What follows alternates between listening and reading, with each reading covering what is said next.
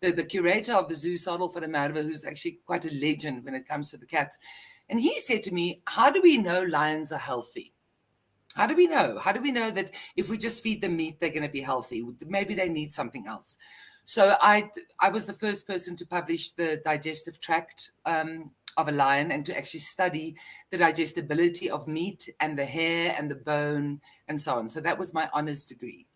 And then also behavioral use for enclosed lions, even if they are in larger enclosures of, say, 1,500 or even 2,000 hectares in the Free State. I studied their usage of the camp, and you find that they actually use very little, about 2%, 3% of the enclosure. So that was my honors degree. And then during my honors, it was, Chantelle, the Free State, it's cold. It is cold. And where I was doing my work, I got there one morning and it was -7. I mean, I come from Namibia. I thought it was glass shards next to the road. It was ice. So get there, it's damn cold. And this lion is lying on this layer, possibly a 5-centimeter layer of ice on top of a drain. And he's lying with his loins exposed on his belly. And I went back to my prof and I said, how do lions thermoregulate? And that's how I got into my master's. And I mean, you met the cats in the Kalahari where we did our where I did my fieldwork here in Namibia. And so I did my thermoregulation on the lions there in the Kalahari because we needed an extreme environment. I tried to catch them in the Lowveld, but your guys' lions are very different from our lions. Our lions are quite cool. Your guys' lions are really tricky and flip heavy because those things don't even go down on one bottle of Zolitol. I sleep for 40 minutes. Yours are still fighting after a bottle. So, yeah, I didn't get them caught. It was a bit tricky. So we just had the one extreme environment for my master's degree. But, yeah. So what actually some cool stuff. Yeah.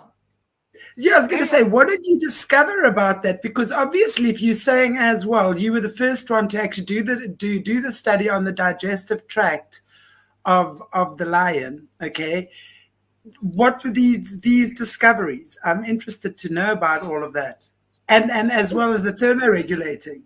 Yeah, it's interesting, Chantelle. They will burn bone in their tummies black because they've got a pH of 2, but they cannot digest grated cooked beetroot or a cooked mealie. Just a kernel, a mealie kernel.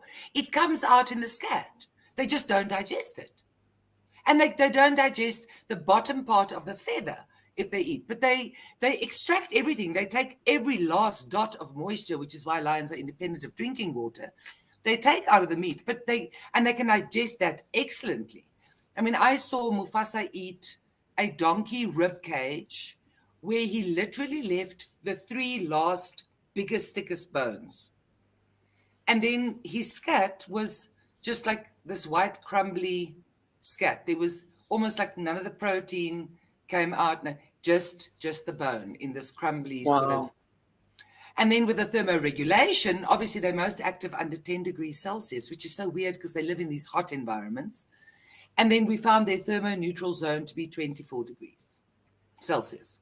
So that was when they were at their absolute most comfortable. And what was interesting, and I only discovered that far later, when I went through the graphs, lions will move into the shade when the relative humidity drops and the temperature increases. At that intersect, irrespective of the season, my lions moved into the shade. They stopped sunbaking and they moved into the shade.